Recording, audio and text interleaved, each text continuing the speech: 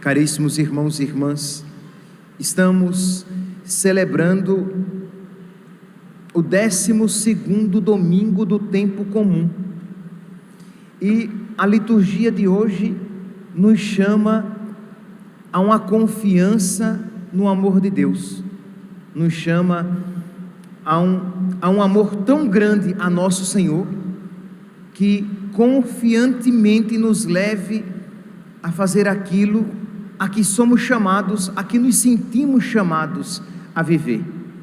Há uma confiança plena de quem sabe de que é guardado por Deus. Vamos então meditar os textos e vejamos o que Deus nos fala. No primeiro texto, retirado do livro do profeta Jeremias, o profeta Jeremias aqui apresenta as suas dificuldades. O contexto é o seguinte: Jeremias recebeu a missão de denunciar os pecados do povo, só que isso fazia com que atraísse sobre ele muita inimizade, e a personalidade de Jeremias era tudo menos combativa. Ele não era de combate, ele era tímido, ele era discreto, ele era assim, de uma personalidade, não sei a sua compleição física, mas a sua personalidade era uma personalidade frágil. Grandes e calorosos debates não era com ele. Isaías é diferente. O profeta Elias, crê em Deus Pai, fogoso, preguento. Mas Jeremias não era nada disso. Jeremias era tímido, era discreto, até um pouco medroso, por natureza um pouco medroso. E Deus o chama a uma missão tão grande, que era denunciar os pecados de Israel. E, meus irmãos, aquilo que por natureza seria impossível, Deus conseguiu pela graça. Isto é, tornou Jeremias um profeta, embora isso para ele era uma violência extrema e tão grande. Quando nós ouvimos na palavra de Deus que o reino dos céus é dos violentos, nós podemos aqui olhar para Jeremias e compreender o que significa. Isto é, esta violência que ele fez a si mesmo, contra si mesmo, para fazer a vontade de Deus, para ser fiel à vocação, ao chamado de Deus na sua vida. Isso, meus santos, é exemplo para todos nós. Não é exemplo apenas para padre, para freira, mas é exemplo para todos nós. Se nós quisermos, meus santos, ser fiéis a Deus, e em não poucas ocasiões, nós precisaremos suplicar a graça de Deus, para que façamos violência a nós mesmos, violência à nossa vontade, e fazendo a vontade de Deus. Então, ouçamos aqui, a partir deste contexto, ouça novamente as palavras de Jeremias. Eu ouvi as injúrias de tantos homens, e os vi espalhando o medo em redor. Denunciemo-lo, isto é, denunciai o profeta, denunciemo-lo. Vamos aqui procurar alguma coisa contra ele, para que ele seja preso, para que ele seja denunciado, para que ele seja maltratado. Todos os amigos observavam as minhas falhas e pensavam, talvez ele cometa algum engano e nós poderemos apanhá-lo. Então, vocês aqui percebem o contexto de perseguição, de terror. E Jeremias então diz: ó Senhor dos exércitos, que provas o homem justo e vês o sentimento do seu coração, a vós eu entrego a minha causa. E Jeremias, meus santos, numa missão dificílima, ele foi fiel e fiel até o fim. Será salvo quem perseverar até o fim. Esta é a palavra de nosso Senhor. Isto é, isso não é apenas para alguns, para todos nós. E o que é ser fiel até o fim? É mesmo, meus santos, cansado, desanimado, lutar até o fim, perseverar até o fim. Muito bem, esse é o contexto de Jeremias. Quando nós ouvimos o salmo, nós podemos ver o profeta Jeremias rezando esse salmo: por vossa causa é que sofri tantos insultos, e o meu rosto se cobriu de confusão. Eu me tornei um estranho a meus irmãos. Isto é, por causa de Deus, Jeremias, como que dizendo, por causa de ti, eu me tornei estranho aos meus compatriotas. Eu me tornei persona não grata, pessoa não agradável, por causa de vós, meu Deus. Mas o que é que fazia então Jeremias preferir Deus a tudo? Preferir Deus a ser benquisto, preferir Deus à paz entre os seus concidadãos, preferir Deus à sua incolumidade física, à sua segurança física, o amor a Deus. Meus irmãos, é o amor a nosso Senhor que nos faz preferir Deus a todas as coisas. Quando amamos a Deus e sabemos em que consiste a vontade de Deus, nós estaremos dispostos a, para fazer a vontade de Deus, desagradar a tudo e a todos, se necessário for. Se amarmos a Deus, nós estaremos dispostos até mesmo a sofrer violência ou a perder algo para não perder Deus. A oração coleta de hoje, na oração coleta, a igreja, nossa mãe, pede para todos nós a graça de amar, de a Deus amar e temer. Isto é, de nós amarmos a Deus e termos medo de perder Deus. Que nós tenhamos consciência de que Deus é o que existe de mais valioso na nossa vida. Não é o nosso emprego, não são os nossos bens, não é a nossa vida, mas é Deus. São Paulo que diz, né? A minha vida não é preciosa aos meus olhos, precioso é o Senhor. Ora, se Jeremias tivesse a sua vida como preciosa aos seus olhos, ele cumpriria a sua missão? Não, porque ele iria morrer, porque mais cedo ou mais tarde ele seria preso, porque iriam surrar, bater nele.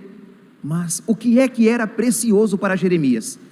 Era Deus e fazer a sua vontade. Meus irmãos, nunca será demais repetir que esta graça nós precisamos pedir a Deus. Isso não é natural. Precioso para nós é o que? É o conforto. Precioso para nós é o afeto do pai, o afeto do filho, o afeto da namorada, o afeto do esposo, da esposa. Mas o amor de Deus, isso é uma graça sobrenatural, que nós precisamos pedir que Deus nos conceda, porque naturalmente nós não teremos isso. Jeremias recebeu esta graça de Deus. Não é que Jeremias era um herói e por conta própria ele amou Deus mais do que a si mesmo, amou a Deus mais do que a sua segurança, amou a Deus mais do que os seus familiares. Ele perdeu tudo. Ele perdeu os familiares, ele perdeu os amigos, ele perdeu o respeito do povo, porque ele resolveu ser fiel a Deus e fazer o que Deus estava mandando e dizer o que Deus lhe mandava dizer. Por isso que este salmo é tão adequado a ele. Por vossa causa é que sofri tantos insultos, eu me tornei como um estranho a meus irmãos, pois o meu zelo e meu amor por vossa causa me devoram como um fogo abrasador. O amor a Deus, o amor pelas coisas de Deus, era um fogo que o consumia interiormente, de modo que, por causa de Deus, ele estava disposto a perder qualquer pessoa, qualquer coisa, até a si mesmo, até a própria vida. Pois bem, Jeremias é apenas uma tênue figura de Jesus Cristo. Nós lançamos agora o nosso olhar para o evangelho de hoje, e Jesus Cristo nos reforça este mesmo ensinamento. Vocês lembram, no evangelho do domingo passado, Jesus Cristo chamou os 12 apóstolos, chamou os 12 e os enviou. E aqui então Jesus Cristo falando para os apóstolos que tinham acabado de ser instituídos. O evangelho é uma continuação do evangelho de domingo passado. Jesus diz: não tenhas medo dos homens. Isto é, Jesus começa a falar o que de difícil iria acontecer. Jesus começa a falar das dificuldades que esperam os apóstolos. E Jesus diz: não tenham medo. Versículo 26. No versículo 28, Jesus repete novamente: não tenhais medo daqueles que matam o corpo, mas não podem matar a alma. Daqueles que podem levar o seu corpo para o sepulcro, mas não podem fazer nada além do que isso. Tenha medo de perder a salvação eterna. Tenha medo de perder o céu. Tenha medo, sim, é de ser condenado ao inferno.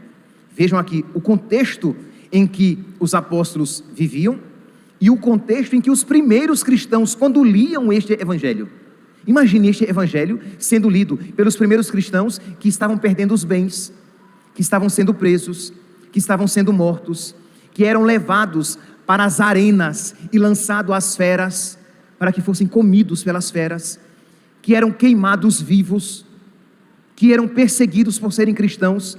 Então, neste contexto de perseguição, este evangelho ele era lido, porque a gente hoje lê e não compreende a profundidade deste evangelho. A gente hoje escuta esse evangelho e não percebe como é que os nossos irmãos, os primeiros cristãos, como é que eles ouviam. Isso é num contexto de morte próxima, de perda de tudo. E eles ouviam então Jesus que dizia: não tenham medo daqueles que podem matar o corpo, mas não podem matar a alma. Pelo contrário, temei aquele que pode destruir a alma e o corpo no inferno. Esta palavra que ecoa no nosso coração e que de alguma maneira deve nos levar a suplicar a Deus essa força de que precisamos. Se nós formos à frente, até aconselho quem puder depois ler o capítulo 10 inteiro, todo ele vale a pena como reflexão no dia de hoje, e tenho certeza que vai nos levar à oração, a pedir a Deus, porque quando nós ouvimos um evangelho assim, nós percebemos como nós somos fracos, covardes, limitados, egoístas. Isto é, a gente quer crer, mas desde que não custe muito. A gente quer seguir Jesus, mas desde que não seja muito comprometedor. Mas compreende que no princípio, seguir Jesus era tudo isso, era exatamente isso, era comprometedor. Seguir Jesus era perder tudo. Aí quando você olha que hoje o que leva você a negar Jesus é o quê? É um programa na internet, é um namoro desregrado, é uma falta de paciência, é uma desonestidade no seu trabalho. Quer dizer, é algo infinitamente menor do que aquilo que os nossos irmãos primitivos perdiam. Eles perdiam muito mais e estavam dispostos a perder. E nós, que a nós é pedido muito menos, e nós mesquinhamente não queremos renunciar. Percebe? Que nós precisamos, meus santos, rezar para que Deus nos dê uma envergadura cristã, que tornamo-nos cristãos moles, cristãos frouxos, cristãos que na primeira renúncia já começam a se lamentar, que na primeira dificuldade já começam a murmurar, quando os nossos irmãos primitivos renunciavam muito mais, e perdiam muito mais, e sofriam muito mais, e permaneciam fiéis. Jeremias é um exemplo do Antigo Testamento, mas nós temos centenas de outros exemplos daqueles que creram em Cristo e por Ele estavam dispostos a perder. Mas Jesus, meus irmãos, uma coisa é certa: Jesus não engana ninguém. Isto é, Ele nos avisa a todos nós que nós teremos tribulações e teremos perseguições. No capítulo 10, que eu espero que vocês depois leiam, Jesus diz, no versículo 22, nós não lemos hoje aqui, é no capítulo 10, mas a nossa leitura, o evangelho de hoje, são apenas os versículos 26 a 33. Mas se você ler todo o capítulo 10 em casa, você vai ouvir, você vai meditar. Versículo 22, sereis odiados por todos por causa de mim, mas aquele que perseverar até o fim será salvo. Versículo 37, que já não faz parte aqui do nosso evangelho, mas do capítulo 10, Jesus diz: quem amar mais seu pai e a sua mãe mais do que a mim, não pode ser meu discípulo. Quem ama mais seu filho mais do que a mim, não pode ser meu discípulo. Percebem os santos que Jesus está pedindo um ato sobrenatural? Isto é, qual é? Nós por nós mesmos, nós não conseguimos amar mais a Deus do que o nosso filho. Pergunte a uma mãe com um filho no colo, se ela é por ela mesma, ela é capaz de amar mais a Deus do que o filho. Se ela tiver consciência do que isso significa, ela vai dizer: não, padre, mas eu preciso pedir a Deus a graça de amar mais a Deus do que ao meu filho, do que amar mais a Deus do que o meu pai, do que amar mais a Deus do que a pessoa mais amada por mim neste mundo do que amar mais a Deus do que aos meus bens, do que amar mais a Deus do que a segurança da minha vida, do que amar mais a Deus do que a minha saúde. Porque quem ama mais uma outra coisa que não seja Deus, infelizmente, não pode ser discípulo de nosso Senhor. Aqui, enquanto eu preparava a homilia hoje, me vinha à mente a figura de Santa Teresa Benedita da Cruz, Santa Edith Stein, que era judia e conheceu Jesus, e por causa de Jesus ela perdeu pai, mãe, irmãos, porque os seus familiares, que eram judeus, a rejeitaram.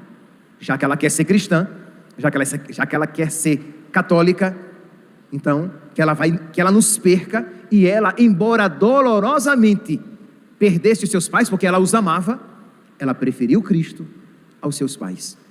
Meus irmãos, quando eu coloco um exemplo assim radical, eu estou querendo mostrar a necessidade. É imprescindível que nós rezemos. É imprescindível que nós dobremos os nossos joelhos e peçamos a Deus um amor grande por Ele. Senão nós iremos trocar Deus. E não iremos trocar Deus pelos nossos pais, pelos nossos filhos. Não, nós iremos trocar Deus pelo primeiro pecado que se apresentar ao nosso coração. Nós iremos trocar Deus pelo primeiro prazer imediato que se apresentar à nossa alma. Nós iremos trocar Deus pela primeira satisfação, seja ela em si mesma lícita ou ilícita. Isto é, se nós não rezarmos, Deus se tornará supérfluo na nossa vida. Deus se tornará apenas um adereço. Deus se tornará apenas uma coisa a mais na minha vida, mas sem o qual eu posso viver numa boa, pelo menos penso. Irei pensar que sem Ele posso viver. Por quê? Porque se nós não tivermos essa consciência de que eu posso viver sem respirar, isto é, eu vou morrer, mas eu terei a verdadeira vida. Eu posso viver sem os meus amigos, é verdade, vou ter uma vida aqui neste mundo um pouco mais infeliz, mas eu terei a verdadeira felicidade. Eu posso viver sem conforto nenhum neste mundo, perseguido, mas eu terei a eterna alegria da presença de Deus e do céu, que encherá o meu coração de alegria, de uma alegria infinitamente maior do que aquela que eu posso esperar ou experimentar. Se eu não tiver essa intimidade com Deus, com facilidade eu abandonarei Deus na primeira dificuldade da minha vida. Com facilidade eu abandonarei Deus, sentindo-me atraído pela primeira satisfação que se me apresentar diante de mim. Então, meus irmãos, nós ouvimos este evangelho e ouvimos a primeira leitura e podemos pensar em situações catastróficas de alguém que põe a arma na minha cabeça e diz: se você não renunciar a Jesus, eu dou um tiro na sua cabeça. E você diz: eu não renuncio. Aí você pensa de alguém que vai queimar você vivo se você não blasfemar o nome de Cristo, e você diz: eu prefiro ser queimado vivo a blasfemar o nome de Cristo. Mas meu santo, minha santa, pelo menos por enquanto, por aqui, isso não vai acontecer. Não será, pelo menos nem de longe será a grande maioria. A violência que Deus espera de nós, a luta que Deus espera de nós, é o que? É a luta contra as nossas vontades desregradas. É a luta para fazer a vontade de Deus diante daquilo que Ele pede ao nosso coração. Deus pede algo a você e você fica protelando para amanhã, para depois, no outro dia, agora não. Por quê? Porque você ama mais a sua vontade, porque você ama mais a sua vida, porque você ama mais os seus prazeres. Entende? É nisto daqui que significa: quem ama mais seu pai e sua mãe mais do que a mim, não é digno de mim, não pode ser meu discípulo. É isso que significa. Então precisamos hoje, neste domingo, pedir a Deus este coração indiviso, pedir a Deus esse amor absoluto. Senhor, eu quero fazer a tua vontade, eu te suplico a graça de sempre fazer a tua vontade, Senhor, mesmo quando ela me custar, mesmo quando ela for dolorosa. Eu te peço, Senhor, a força e a graça de que eu necessito para ser fiel a Ti até o fim, para combater o bom combate, para ser como Jeremias, para ser como São Paulo, para ser como Santa Teresa Benedita da Cruz, para te preferir a todas as coisas, para te amar acima de todas as coisas. Aqui é o primeiro aspecto.